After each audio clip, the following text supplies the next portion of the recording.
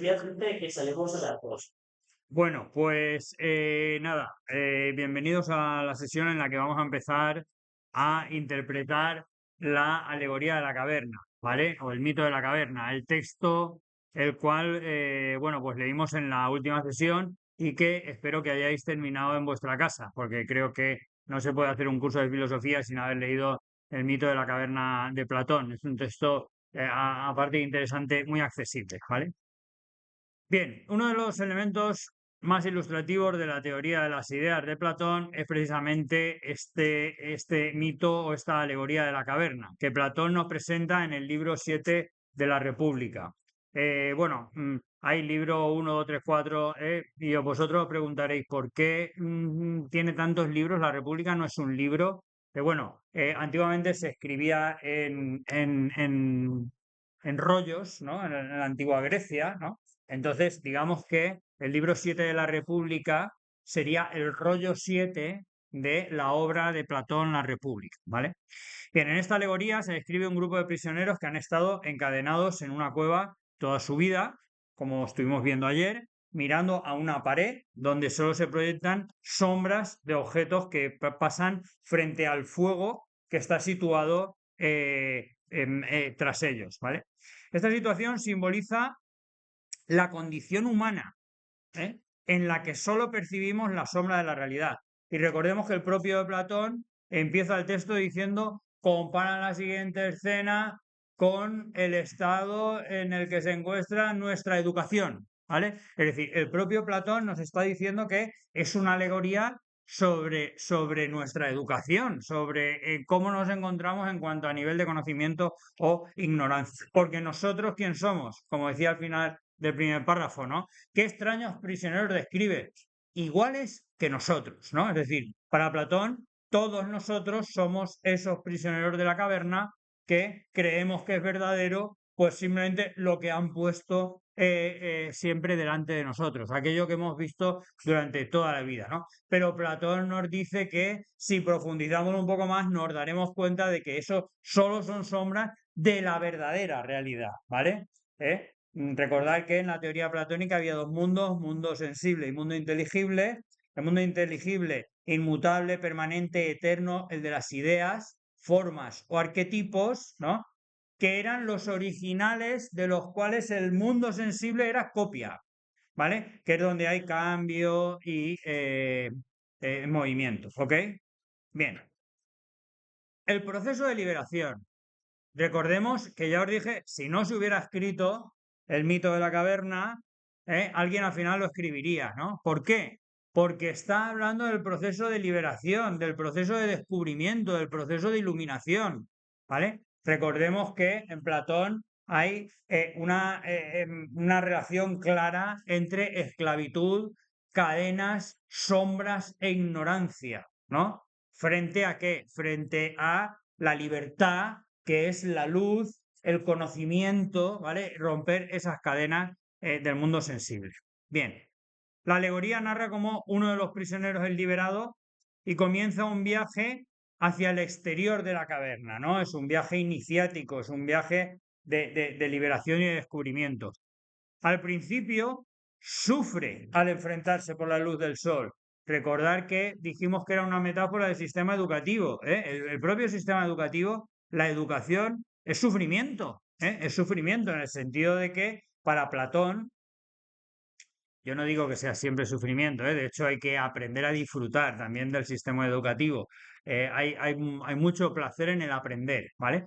Sin embargo, en la teoría de Platón, los seres humanos estamos unidos, tenemos apego por el mundo sensible, ¿no? Y hay que liberarse de ese apego, del deseo, para mirar hacia el mundo inteligible. Pero eso cuesta, ¿vale? Al principio sufre al enfrentarse a la luz del sol, que representa la verdad y la realidad de las ideas, ¿no? Recordar que en la alegoría teníamos el sol como la fuente productora de toda la realidad, incluso de todo el conocimiento, aunque era lo último que podíamos conocer.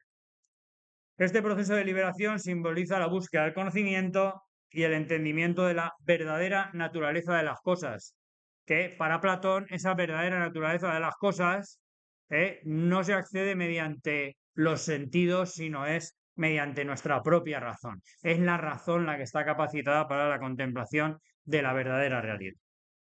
Bien, la dificultad del conocimiento, como decíamos el otro día. La alegoría también resalta las dificultades que enfrentamos al intentar trascender el mundo sensible, precisamente porque estamos apegados de hecho lo llama así, hay que librarse del apego, dice Platón, ¿no? Estamos apegados al mundo sensible.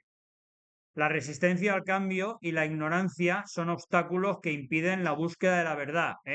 De hecho, si lo habéis leído el fragmento hasta el final, Platón nos dice que cuando el prisionero volviese otra vez a la prisión, después de haber observado el mundo inteligible, a decirles a sus compañeros que lo que estaban viendo no era la verdadera realidad, sino solo ilusiones, al principio se reirían de él como si estuviera loco, pero luego no se reirían de él, incluso intentarían matarlo si pudieran echarle mano, ¿no?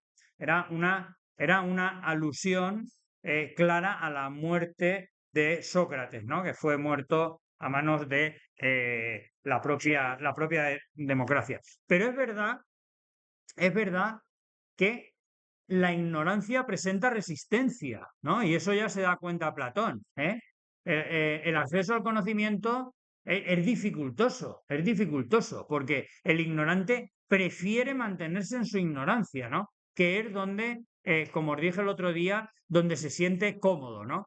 En el lenguaje de la psicología esta positiva de hoy, diríamos que la ignorancia es su zona de confort, ¿no? Y entonces sacar a alguien de la zona de confort, pues es difícil, ¿vale? Este viaje hacia la iluminación implica un esfuerzo constante y un compromiso con el conocimiento filosófico, un compromiso con el saber. Bien, la responsabilidad del filósofo. No podemos contar aquí toda la teoría o sea, no podemos contar toda la República, ¿vale? Quedaros simplemente en este punto que Platón lo que propone, de alguna manera, es un nuevo sistema educativo. En este nuevo sistema educativo, todos, absolutamente todos, tendrán que pasar por el sistema educativo. Es decir, hay que obligar a los menores desde pequeños a pasar por el sistema educativo. Digamos que en este punto podríamos afirmar que Platón es el inventor de la educación pública, ¿vale? Todos tienen que pasar por el sistema educativo. ¿Y qué harán en el sistema educativo? Gimnástica. Todos a hacer gimnástica, ¿vale? El desarrollo del cuerpo. Habrá algunos que quieran seguir aprendiendo y habrá otros que no quieran seguir aprendiendo. Bien, los que no quieran seguir aprendiendo, después de haber hecho gimnástica, salen del sistema educativo y se van a convertir en los productores. Es decir, artesanos, labradores, la gente que tiene que trabajar, ¿vale? Pero habrá otros que querrán seguir estudiando. Estos que quieran seguir estudiando después de la gimnástica serán instruidos en, bueno, pues, en música, ¿vale? En matemáticas, astronomía, ¿vale? Otro tipo de ciencias, ¿vale? Bien, de estos habrá algunos que no quieran seguir estudiando, pero otros sí querrán seguir estudiando, los mejores de entre estos. Los que no quieran continuar irán al ejército, ¿vale? Serán los guerreros, ¿vale? En el sistema platónico. Pero habrá otros que sí que querrán, los mejores de entre los guerreros, ¿vale? Sí que querrán seguir estudiando y a estos habrá que enseñarles ya dialéctica, es decir, filosofía, que conozcan realmente lo bueno, lo justo y lo bello, ¿vale? Y aquello de lo que todo emana, de lo bueno y lo justo y lo bello, ¿de dónde sale? De la idea del bien. Aquellos que al final consigan conocer la idea del bien, los que lleguen al final del proceso educativo, es decir, los filósofos, estos deben gobernar, ¿vale? Esta es la teoría de Platón, en esencia. La teoría de Platón lo que propone es que no deben gobernar los ricos, no debe gobernar la nobleza de sangre, no deben gobernar los propietarios. Los que tienen que gobernar son los mejores, pero los mejores en conocimiento, ¿vale? Y es muy curioso porque Platón, además, llegados a este punto, Platón es revolucionario, porque no habla solo de los hombres, ¿eh? Habla de los hombres y las mujeres, ¿eh? Todos los ciudadanos del Estado, de la polis, perdón, tienen que escolarizarse, ¿vale? Y el que llegue al final del sistema educativo tiene que gobernar, sea hombre o mujer, porque para Platón están capacitados por igual, ¿no? Daos cuenta de que esto es en el siglo V antes de Cristo, ¿eh? Esto es muy adelantado a su tiempo, ¿vale? Por lo tanto, el que llega al final del sistema educativo, atención, pregunta, por favor, atención, pregunta. El que llega al final del sistema educativo y conoce la idea del bien, de la que todo emana, de la que emana la idea de lo justo, de lo bueno y de lo bello, ¿cuál es su función? ¿Bajar a contárselo a los demás o gobernar? ¿Eh? Gobernar. Aunque en la alegoría pone que hay un... ¿Qué pasaría si el prisionero bajase a contarle a los demás que esta no es la verdadera realidad? Aunque en la alegoría pone eso, en la teoría de Platón, la responsabilidad del filósofo es gobernar. O sea, el que llega al final del sistema educativo, ¿eh? Daos cuenta, de alguna manera es lo lógico, ¿no?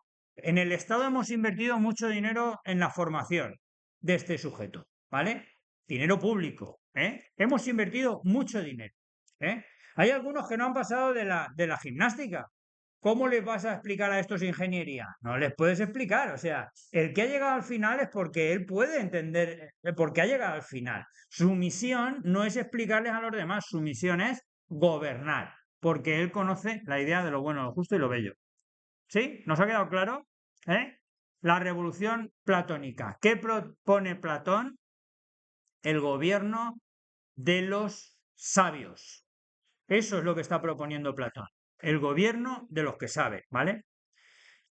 Bien, perdón. Bueno, ya que estamos aquí, por favor, atentos. Venga, dejar de hacer dibujos en la mesa y limpiaros las uñas y todo eso. Bien, porque vais a tener que escribir sobre esto. Sobre esto y tendréis que tener una opinión. ¿Eh? ¿Cuál es la diferencia entre el sistema de gobierno español y el sistema de gobierno de Platón? ¿Cuál es la diferencia?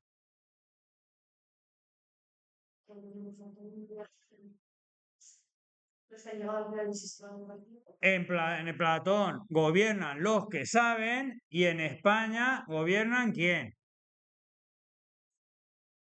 Los que tienen votos. Vamos a dejarlo así, ¿no? Los que tienen votos. ¿Eh? ¿Hace falta superar algún examen para presentarse a presidente del gobierno?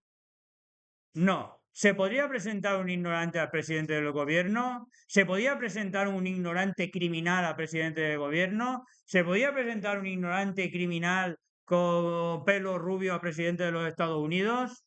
Sí, ¿verdad? Y si le votan, gobernará. Eso es lo que en Platón no puede pasar. ¿Vale? En Platón gobiernan los que saben, los mejores y que demuestran que son los mejores en el sistema educativo, es decir, los que llegan al final y son los mejores, ¿vale? Esta es la diferencia de Platón, por favor. Esto va a ser pregunta de la EBAU, ¿eh? Cuando os pregunten cuál es la diferencia entre la política de los sofistas, que no existe la verdad y que cada uno va ahí a defender sus propios intereses en la política, la política de Platón, no, la política no se va a defender los propios intereses, se va a defender los intereses de la comunidad y lo va a hacer los que saben, los que conocen la idea del bien. Y luego la política de Aristóteles, ¿vale? La idea del bien no se puede conocer, ¿vale? Y lo que tienen que gobernar lo que tienen que llegar al poder son gente que sea prudente, ¿vale?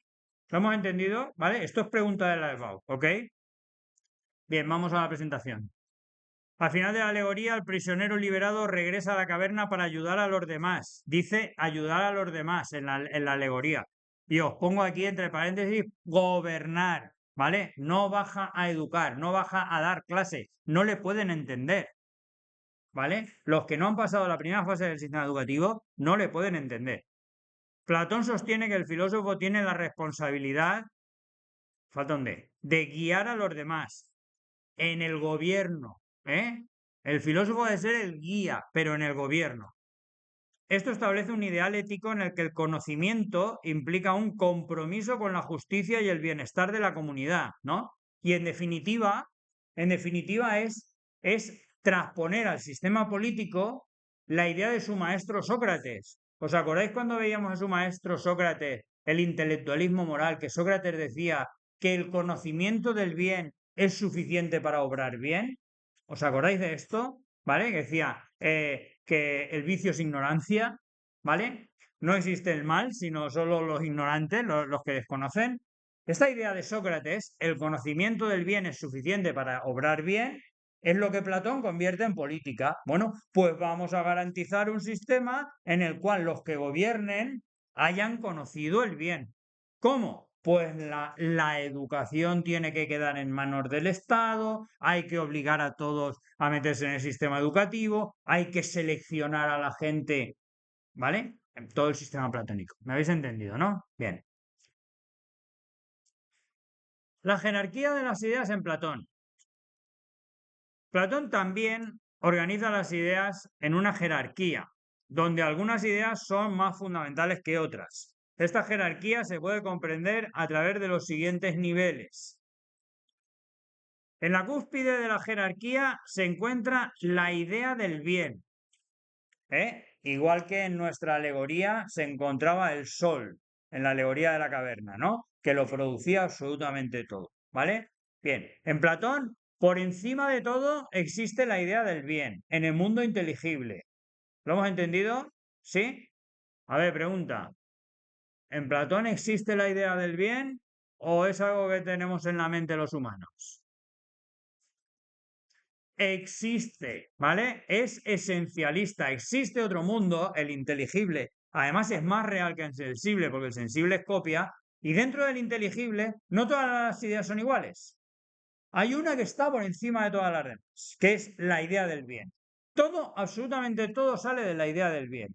Si pensamos en las acciones buenas, al final salen de la idea del bien. Si pensamos en las acciones justas en política, al final todo eso sale de la idea del bien. Si pensamos incluso en la belleza a nivel estético, todo eso sale de la idea del bien, ¿vale? Platón tiene claro que lo que se ha de captar es la idea del bien, ¿vale? Que tiene una existencia objetiva en la cúspide del mundo de las ideas. Bien. La idea del bien representa, como decimos, la máxima realidad y el objetivo último del conocimiento. La idea del bien produce como el sol producía absolutamente todo y al mismo tiempo era lo último que se conocía. O sea, el prisionero empezaba conociendo las sombras, luego el fuego, salía, subía por la rampa y primero veía objetos reflejados en las aguas, luego, o sea, sombras, objetos reflejados, luego los objetos mismos y al final el sol, ¿no? Que es lo último que se ve y con dificultad, ¿vale? Por lo tanto, el sol está al principio ontológicamente, tiene primacía ontológica, lo causa todo en la realidad, ¿vale? Pero es lo último que se conoce epistemológicamente, ¿vale? Es decir, bueno, ya me habéis entendido. Bien. La idea del bien representa la máxima realidad y el objetivo último del conocimiento, lo último que acabamos conociendo. Es a través del entendimiento del bien que se puede alcanzar la verdadera sabiduría y la justicia. Y estos que al final del sistema educativo acaben conociendo la idea del bien, como conocen las ideas que salen de la idea del bien, recordad, por favor, la idea de lo bueno, de lo justo y de lo bello, ¿vale? La idea de lo bueno, ética, la idea de lo justo, política, y la idea de lo bello, estética, ¿vale? Estas tres ideas emanan de la idea del bien, ¿no? Y son las tres grandes áreas de la acción humana, ¿vale? La ética, la política y la estética, ¿ok? Por debajo de la idea del bien, aquí lo tenemos, aquí lo tenemos en una especie de pirámide, ¿vale? Por debajo de la idea del bien se encuentran las ideas específicas, como la idea de lo bello, la idea de lo justo y la idea de lo bueno, es decir, el ámbito de la estética, política y la ética. Aunque, si os dais cuenta, aquí también habla Platón de la idea de lo verdadero, ¿vale? No vamos a entrar en estos momentos a discutir con Platón, ¿vale?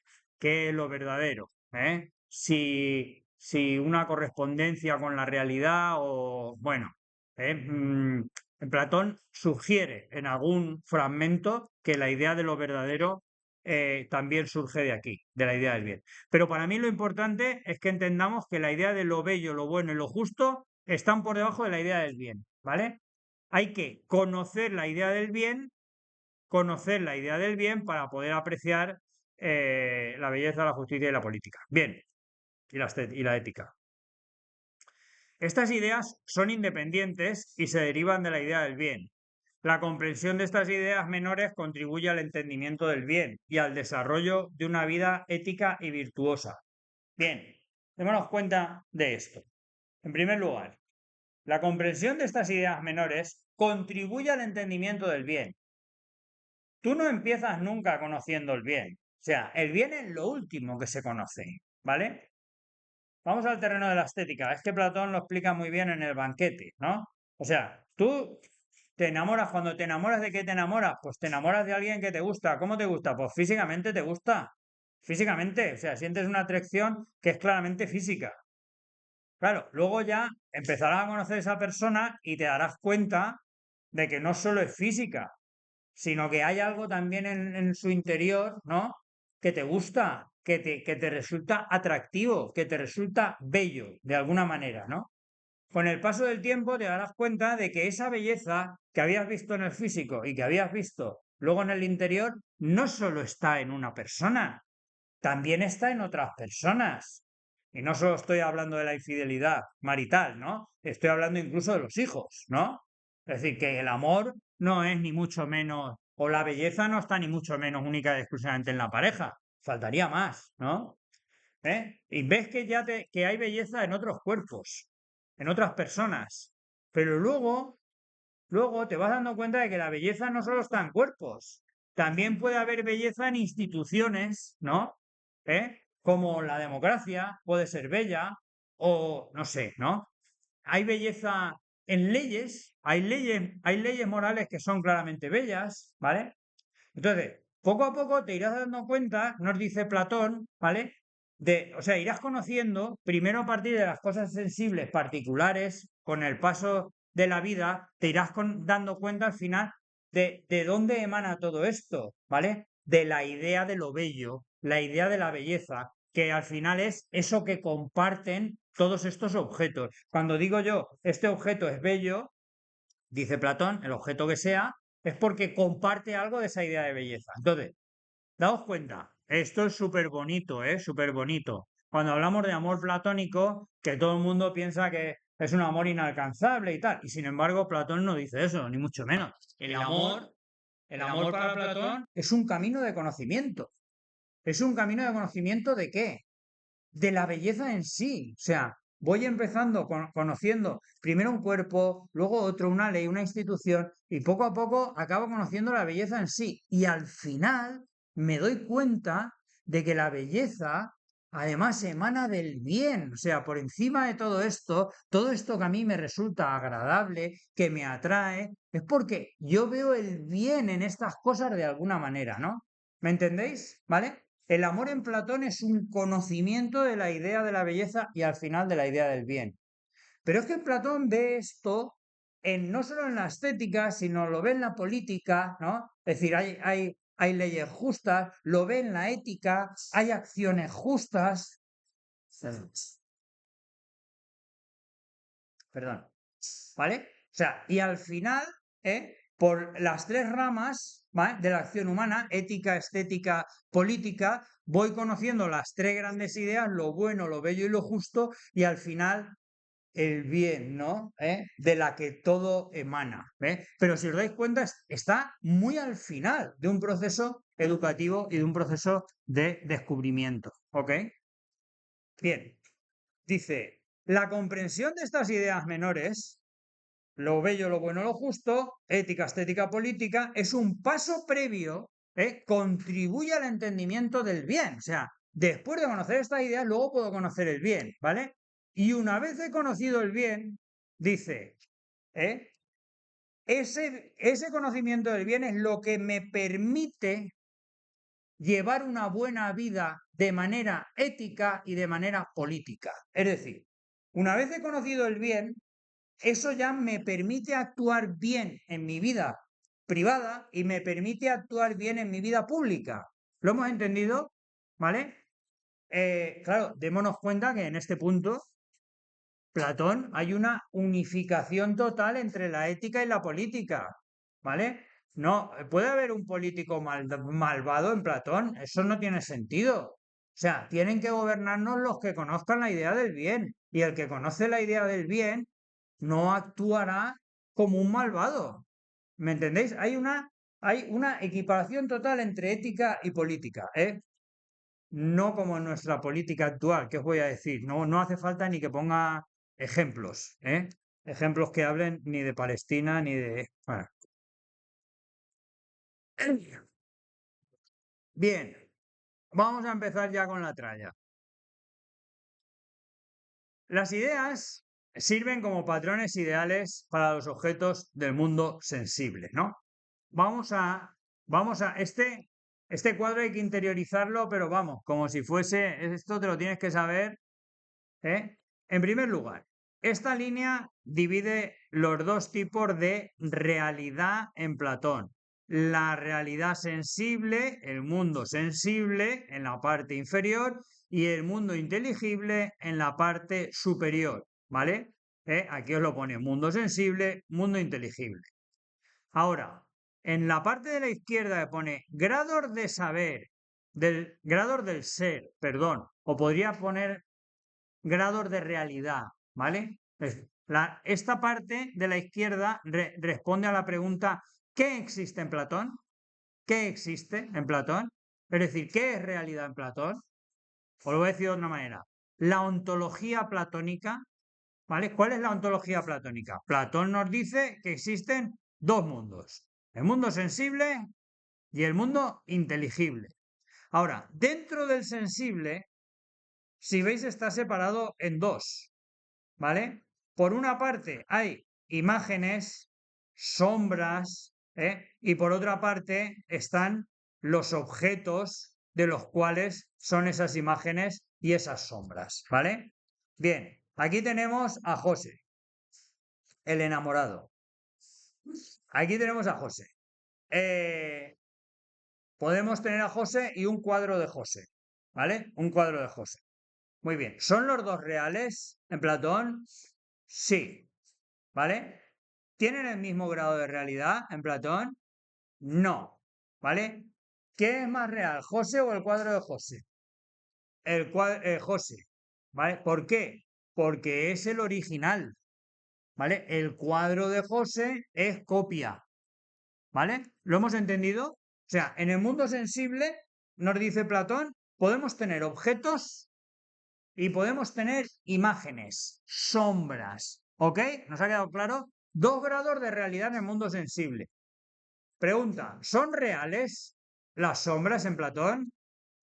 Sí, tienen un grado de realidad inferior, pero existen en la realidad, ¿vale? Muy bien. Ahora, vamos a los objetos. Dime, Diego.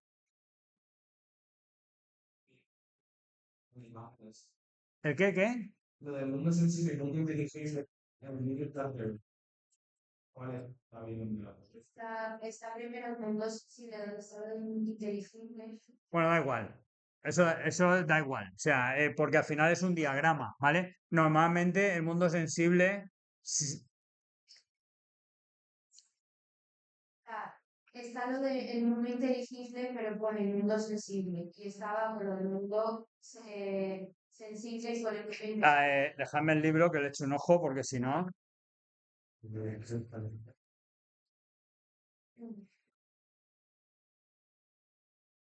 Tenéis toda la razón del mundo.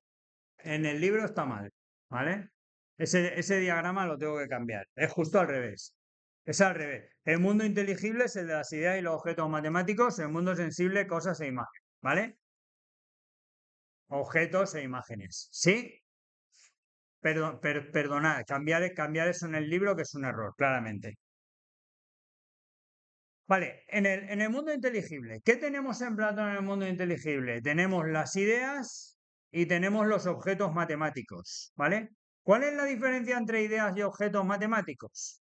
Las ideas son únicas, son eternas, inmutables, ¿vale? Los objetos matemáticos son eternos, son inmutables, pero no son únicos, son plurales, ¿vale? Vamos a poner un ejemplo. La triangularidad. La triangularidad es una idea, ¿eh? Y la puedo ver reflejada en muchos triángulos. Hay triángulos equiláteros, triángulos rectángulos, triángulos isósceles, triángulos grandes, triángulos pequeños. De hecho, yo puedo decir que un triángulo corta otro triángulo, pero no puedo decir que la triangularidad corta a la triangularidad. Eso no tendría sentido. La idea es la triangularidad y luego el objeto matemático es múltiple. ¿Ok? ¿Vale? Lo importante aquí en Platón, ya lo veréis, es que los objetos matemáticos son un punto intermedio entre el mundo inteligible, entre el mundo sensible y el mundo inteligible, ¿vale? Los objetos matemáticos, el 3, el 6 me gusta más. El 6, ¿es un objeto inteligible? El 6. Sí, tú no has visto nunca un 6 por la calle. El 6 es inteligible. Sin embargo, ahora que mi hija está empezando a contar, coge una mano y empieza 1, 2, 3, 4, 5 y cuando le faltan pasa a la otra mano, ¿no? Y cuenta el 6, ¿no? Y dice 6, ¿vale?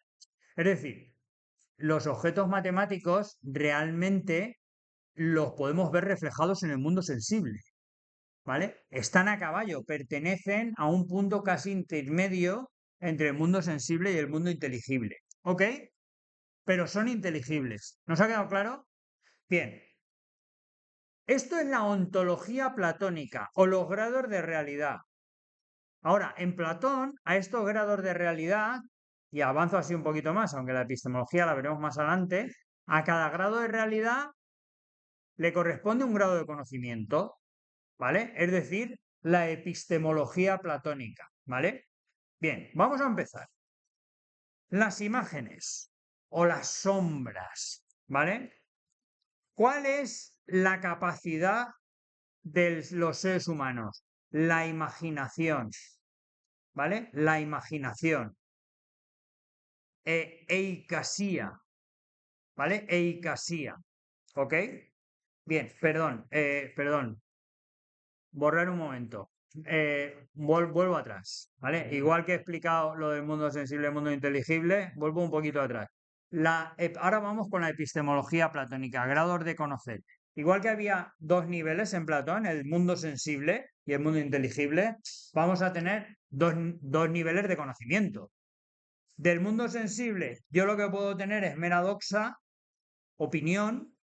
Sin embargo, del mundo inteligible, de eso ya puedo hacer ciencia, ¿vale? Episteme, ¿vale? De ahí viene la palabra epistemología, ¿vale? Por lo tanto, de manera general, recordar que se llama un sistema dualista, el dualismo platónico, ¿vale? ¿Por qué el sistema platónico es dualista? De manera general, tiene dos grados de realidad, sensible e inteligible, a la que corresponden dos grados de conocimiento.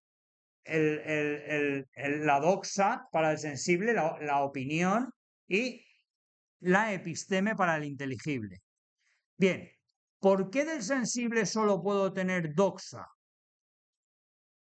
Porque no reúne las características de universalidad y necesidad para todos y para siempre, ¿no? O sea, yo puedo opinar del mundo sensible que el pelo de Alex es un pelo totalmente a la moda y me gusta muchísimo, ¿vale? Perfecto. Esa opinión puede ser universal y necesaria para todos y para siempre. Seguramente en este aula ya podremos discutir sobre si el pelo de Alex es el más bonito del mundo o no. Pero incluso aunque estuviésemos todos de acuerdo en que es el más bonito del mundo, pasaría un tiempo y ya veríamos lo que opinaban dentro de 20 años sobre el pelo de Alex ahora. ¿Lo hemos entendido? ¿Vale? No se puede alcanzar ciencia con los grados de universalidad y necesidad que requiere la ciencia en el mundo sensible, porque el mundo sensible está sometido al cambio, ¿vale? Y Platón piensa que la ciencia solo se puede hacer de lo inmutable. ¿Qué es lo inmutable? El mundo inteligible, objetos matemáticos e ideas, aunque los objetos matemáticos sean plurales, pero también son inmutables. Por lo tanto, de este mundo se puede hacer ciencia, episteme, ¿vale? Esto de manera general, dos niveles de realidad, sensible, inteligible, dos niveles de conocimiento, opinión y episteme, ¿vale? Ahora, dentro de cada nivel, igual que en el mundo sensible teníamos en Platón cosas, o sea, imágenes, perdón, bueno, o cosas y sombras e imágenes de esas cosas, ¿vale? Donde las cosas, los objetos físicos,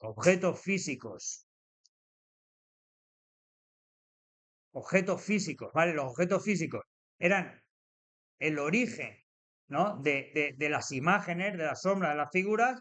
Bueno, pues tenemos dos niveles de conocimiento también. La mera imaginación, eikasía, y la creencia, pistis, ¿vale? Bien, decimos una cosa, por esto es un bachillerato de ciencias y yo creo que llegado a este punto, esta pregunta es importante, ¿vale? Mirad los 4 grados de conocimiento que pone aquí. Mera imaginación, creencia, ¿no? Que parece que ya no me lo estoy imaginando, ya es una creencia un poco más fundada. Pensamiento matemático, podríamos decir, pensamiento matemático, y al final, inteligencia o razón dialéctica, ¿no? Lo que es capaz de captar las ideas. Muy bien. Y mirad los objetos de los que trata, ¿eh? La imaginación habla de meras imágenes y sombras, la creencia es la que trata de objetos físicos, el pensamiento matemático habla de objetos matemáticos y la inteligencia, la noesis, habla de las ideas. Muy bien. Pregunta para bachillerato de ciencia. ¿La física de qué habla? ¿Cuál es el objeto? ¿Cuál es el objeto de la física? ¿Sí? Venga, hablad. ¿Ideas? ¿El objeto de la física? ¿La física habla sobre la justicia? De los astros. ¿Eh? Sí, pero ¿fuerzas de qué? ¿A fuerzas de qué? De la ¿La gravedad de qué? La física habla es que lo voy a de las cosas. La física habla de las cosas. La física habla de objetos físicos. Habla de objetos físicos. Por lo tanto, mira lo que dice Platón. La física, ciencia. No, no. La física es opinión. No es como la imaginación. No es mera imaginación. No están hablando de unicornios. Pero es mera opinión. ¿Vale? Es decir, es una creencia la física. ¿Por qué? Porque la física se encarga de objetos y los objetos cambian. Por lo tanto, si los objetos cambian, las teorías físicas cambiarán. No pueden ser universales y necesarias. No pueden ser para todos y para siempre las teorías físicas. Por lo tanto, son una mera creencia. La creencia de la época o la creencia de lo que sea. ¿Eh? Lo digo porque yo sé que esta pregunta en segundo de bachillerato te rompe un poco los esquemas, ¿no? ¿Cómo que la física no es ciencia, no? ¿Eh? Porque pensamos que como la física matematiza el universo, pues solo por eso, pero en Platón no es ciencia en el sentido de universal y necesaria. No, no, no, no. Todas las teorías que entendemos que son ahora verdaderas, dentro de X años nos reiremos de esas teorías. Hemos tenido la física aristotélica, la física tolemaica, la física de Galileo, la física de Newton, ahora la física de Einstein. Y luego, ¿y qué? ¿Irán cambiando? ¿Sí o no? ¿Por qué? Porque hablan sobre objetos del mundo, ¿no? Y los objetos del mundo van cambiando también. ¿Lo hemos entendido? ¿Vale? No, no, con la matemática no pasa.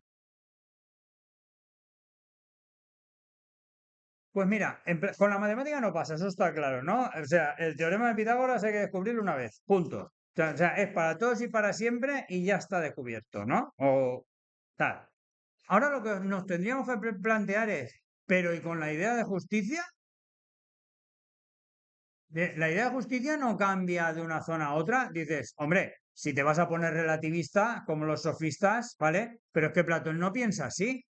Platón lo que piensa es que la justicia se va plasmando aquí de una manera y se va plasmando aquí de otra, pero realmente la idea de justicia es universal.